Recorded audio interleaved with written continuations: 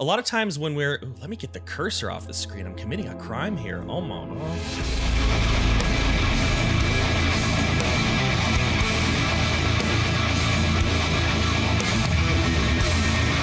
What's going on, mi familia? Mark with Cardbox Academy here, and today we are doing another reimagined Falling in Reverse song. And the reason we're doing it, it's so funny because when I did, a while back, I did I'm Not a Vampire reimagined, and I like totally didn't want to do it.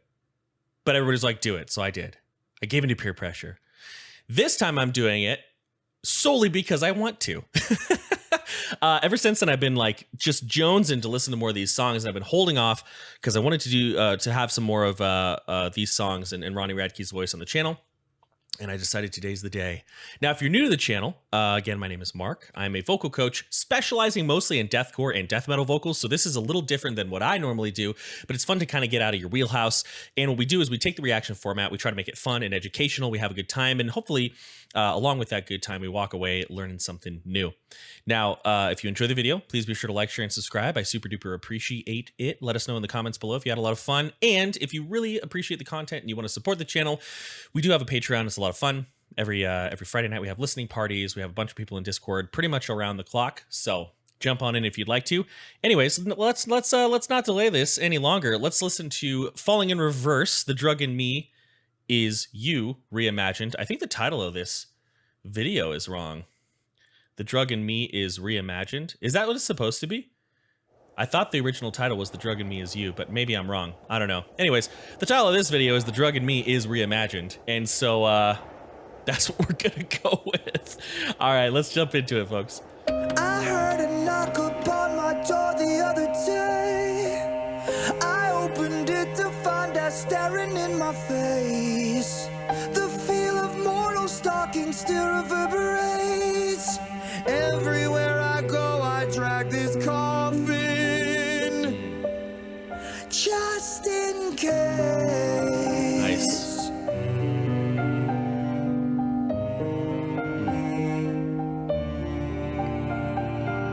My body's trembling, sends shivers down my spine.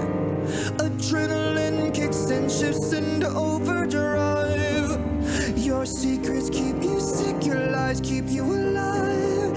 Snake eyes every single time you roll with crooked eyes. I felt the darkness as it tried to pull me down. The kind of dark that haunts a 100-year-old house. I wrestle with my thoughts, I shook the hand of doubt. Running from my past, I'm praying feet don't fail me now. I lost. Okay, that sounds like a good spot. So we're a little over a minute in, and he's doing some of my favorite stuff. So he's starting out the song pretty powerfully. I wouldn't say he's like in a full belt per se, but he's starting the song with a pretty forward and well projected. I think is G4. Yeah, and he's got a little bit of an attack on that, which I thought was interesting. We hear it, and we can hear a glottal, meaning like his vocal folds, right? So anytime you're hearing glottal, subglottal means pressure underneath your vocal folds. Glottal attack means a little bit of a punch on the sound of the vocal folds opening to onset the sound, right? I was hearing a little bit of glottal attack on there. That can be a little bit tiring if you're not supporting your voice and you're relying on that glottal attack to create the sound. However, with his singing, with how accomplished his voice is, and how well he switches between anything he wants to do, I would say that this is probably pretty intentional and pretty well balanced. And a little bit of pressure, very little underneath our vocal folds, can actually be a beneficial thing. When we're singing, we want to be working on air pressure in our lungs, right?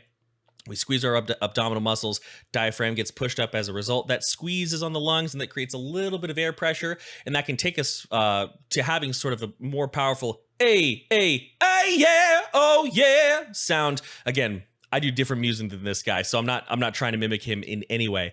But that can allow us to utilize air pressure to do work for us, right? To help us belt, to help us project. And he's doing really well. Also, I just love how he flips into that high, light falsetto. It's beautiful. Sounds like we're going to get some of that here, but already I'm really liking where this song is going a lot. From my past, I'm praying feet don't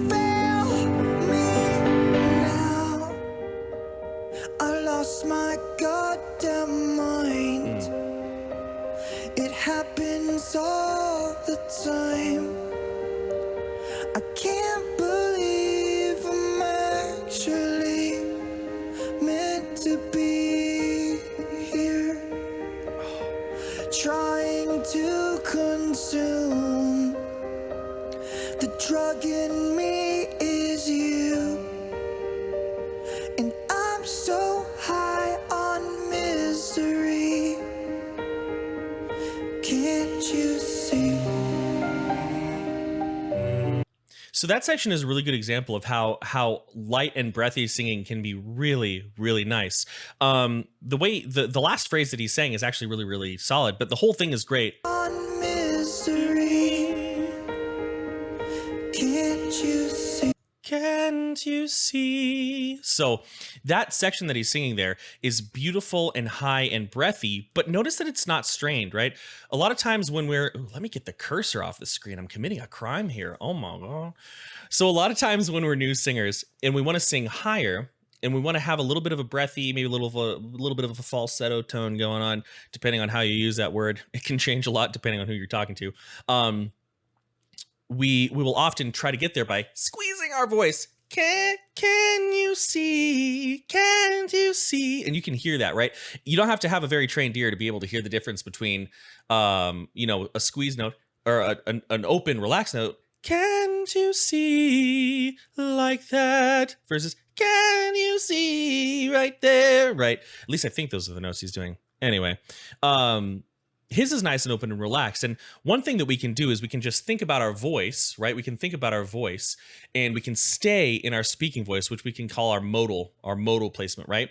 And we can put on our customer service voice. So if I was talking to somebody, I was like, hey, my name is Mark, how's it going? Hey, my name is Mark, how's it going? Right? That's not a strain for me to do at all. In fact, when I was working in a call center, that's the voice I used 8 hours, 9 hours, 10 hours a day, right?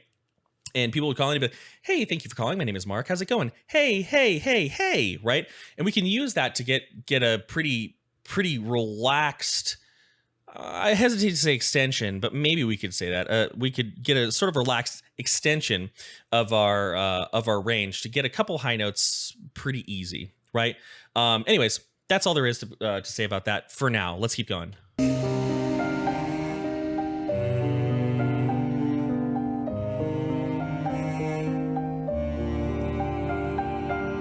I've got these questions always running through my head. So many things that I would like to understand. If we are born to die and we all die to live, then what's the point of living life if it just contradicts? I felt the darkness as it tried to pull me down. The kind of dark that haunts 100-year-old house. I wrestle with my thoughts, I shook the hand of doubt. Running from my past, I'm praying feet don't fail me now. So that's really sick. So we hear a little bit more weight in his voice. He's less again, this tone here. Hey, hey, hey, hey, hey, hey, right? We're changing from more of a bright, hey, everybody right here to, hey, everybody right here, oh, yeah, right? He's bringing some of that in. And a lot of that we can do by relaxing and opening space in the back of the mouth, right? Kind of like behind the tongue, top of the throat. And then another thing is you'll notice he actually purposefully completely let go of any care for pitch and control to bring the pain distortion in, right? And he's building on a scream that a lot of us metal folks do all the time, which is like a very good hardcore scream, a metalcore scream, this combination of right? And you're getting that scream very relaxed and very open, using a lot of the same technique that we use to add weight to our singing voice in a healthy way. And he's moving in and out of that really smoothly. And when he does that, he lets go of control a little bit. And that's kind of an important factor. He lets go of like all perfect intonation and perfect pitch to let the scream and the cracking and the breaking come through. And it sounds really, really nice. I actually kind of want to hear a little bit of that again. If it just contradicts, I felt the darkness as it tried to pull me down. The kind of dark that haunts 100-year-old house. I wrestle with my thoughts, I shook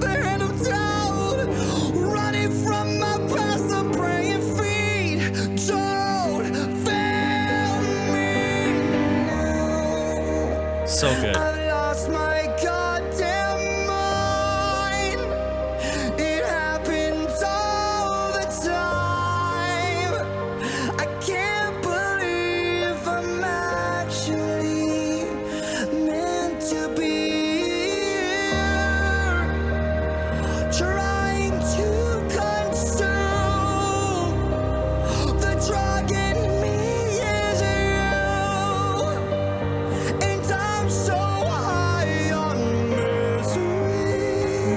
Can't you see? So that section right there is exactly why I like Ronnie Radke's voice so freaking much. So it's like every other syllable, he was changing the resonance placement. Back here, up here, different levels of breathiness. Hey, right? Different levels of distortion in different places in distortion, but it wasn't distracting at all. Sometimes, you know, when singers are moving through all of these different placements and through all of these different positions, rapid fire like that, it can be really distracting. It can be like, okay, man, we get it. You can move your resonance around and it's impressive, but like calm down a little bit. But right here, it actually supplemented really well. And I think that's because, you know, he's very relaxed about it. He's worked on this voice a very long time and he's shifting through these gears pretty effortlessly. So these changes, these juxtapositions, they sound very fluid and very natural. You know, it all comes out of him very well. And it actually supplements how gentle the music is versus pulling from it, which is amazing, because these songs, this is only the second one I've heard, but these Reimagined songs are very emotional. You know, he's writing and he's accessing difficult topics, right? And if he wasn't doing this expose, it may not work so well. But he's nailing it, and I love it. Like that section is a catalog of why I think his voice is so god dang good. Let's go back a little bit because this piano flourish sounds neat. And I'm so high on misery.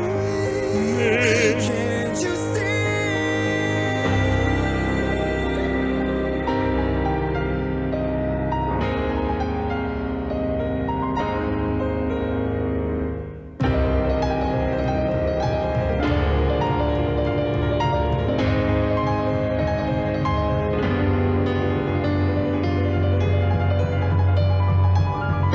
I've lost myself.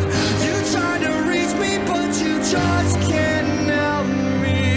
So long, goodbye. You tried to save me, it won't work this time. 'Cause now I've lost my fucking mind. And there's no fucking time.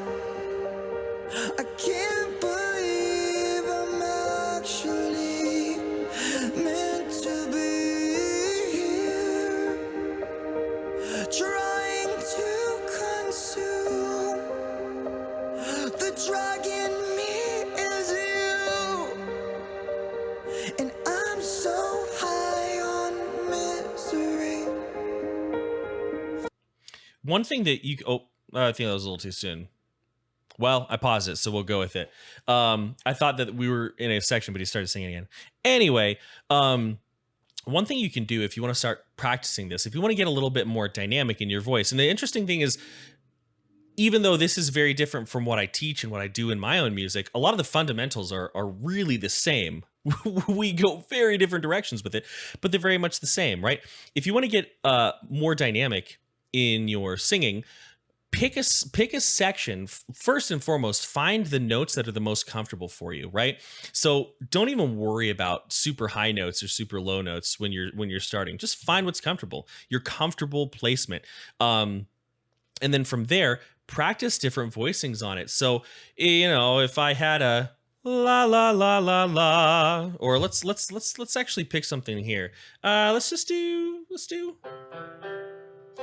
C major. Why not? la, la, la, la, right? That's pretty comfortable for me. You can do that same stuff, la, la, la, la, let a little breath through, la, la, la, la, get a little bit more forward, la, la, la, la, open up a little bit, la, la, la, la, right? And just kind of play around with it. It doesn't have to be perfect. But start in your comfort zone, work around there, and just kind of play around with your voice. So if you're wanting to get super dynamic like this, first of all, set the expectation that it's going to take a very long time and a lot of training. But also allow yourself to play around, but stay comfortable and stay sort of rooted at the same time. I'll go back a little bit since I think I paused a little too soon. Give me a quick second here. The drug in me is you, and I'm so high on misery. Can't you stop?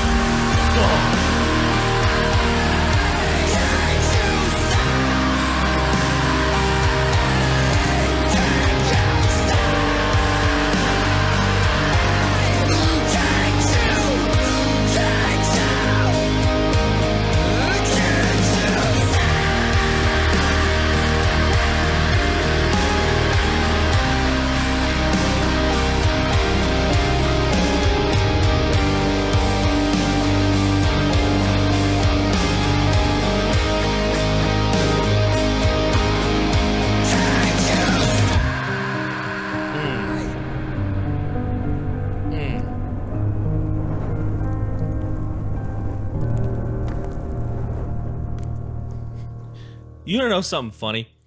I've done 3 videos today, and each video had a beautiful, perfect outro that, for my preference, ended way too soon. I could have, that beautiful sort of post-rock, post-metal, almost kind of shoegazy, maybe not quite, but a little bit, outro, I could have floated around in that for another 3 or 4 minutes. Maybe that's just me. I get it. But, I loved it. We're going to listen to it again because I just need more of it in my life. But let's talk about the scream. The scream was really, really good, and a little bit, more what I do. So the first thing about that scream is a lot of times we'll wonder, how can I do this, this screaming and this clean singing and move back and forth super well? And that's a really good question. And fundamentally, we need to understand how our screams work.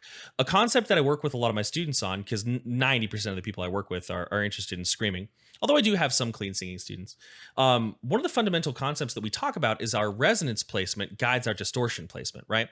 So for example, if I'm trying to do this scream, but I'm trying to go down here, it's going to be very throaty. It's not going to be comfortable. And it's going to sit on your vocal folds. So when we're doing this stuff, we need to be up and forward. A relaxed throat is the first thing, right? So before anything else, we just learn to sort of make weird movements. And when you practice this, it's going to sound dumb. That's the fun. That's almost the fun of metal vocals, is you get to sound like an idiot, and it's okay and almost encouraged. But if we want to just hold our voice, and keep our throat open and relaxed, you can hear there's no squeeze. I'm not going, right? Don't need to do that. That would be a great place to start. If you want to scream like this, good place to start would be just to do sort of like your siren or your air raid noises. You don't have to go crazy high. Again, you can stick with where it's comfortable, but we need to hit that head voice. Right? And then when we can find that, this section right here, wow, right? When we can do that, I told you it sounds dumb. We can add in that placement, and it's interesting, I talked about this in my last video as well, that I did today. We can add to that placement a sort of little false chord.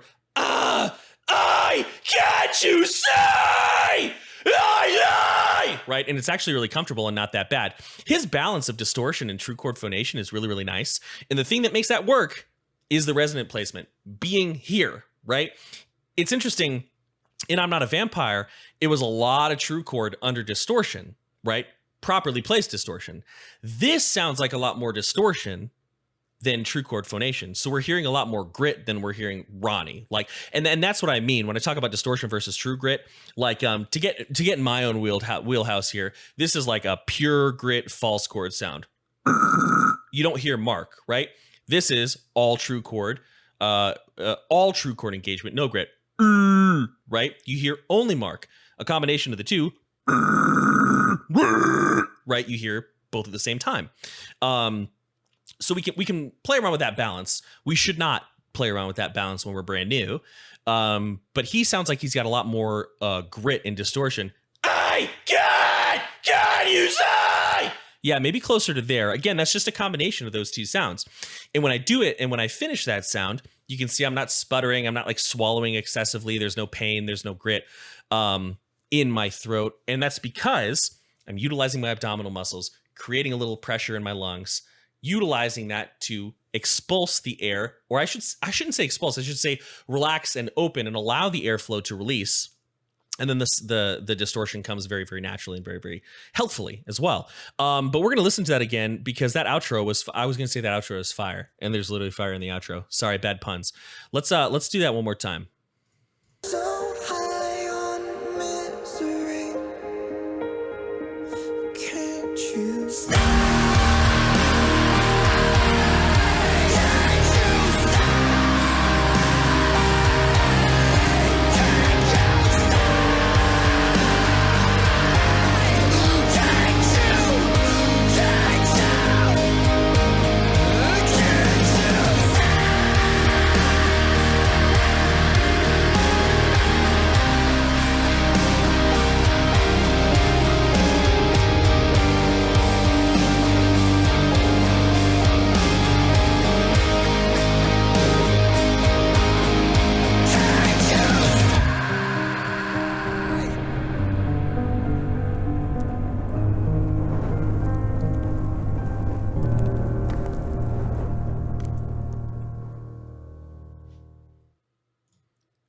Yeah, that song is absolutely lovely. That song is great. Good golly, Miss Molly. Anyways, Ronnie Radke is great. It's fun to kind of get out of the deathcore and death metal wheelhouse every once in a while, and see what's going on in the greater music world. So hopefully you had a good time listening to that song with me. I know it's been out for a while. I think about a year. But man, really, really talented. A lot of soul and emotion in this music that I really enjoy, and that sometimes we lack when we're pure aggression all the time, right? Anyways, that being said, thank you for hanging out. Again, if you enjoyed the content, if you enjoy the other content on the channel, please be sure to like, share, and subscribe. We're getting close to that 100K subscriber mark, and I'm really excited about it. And if you really want to support the channel, feel free to check out our Patreon. Again, it's a lot of fun. And as always, I appreciate you very deeply. Many thanks. Much love. I'm out.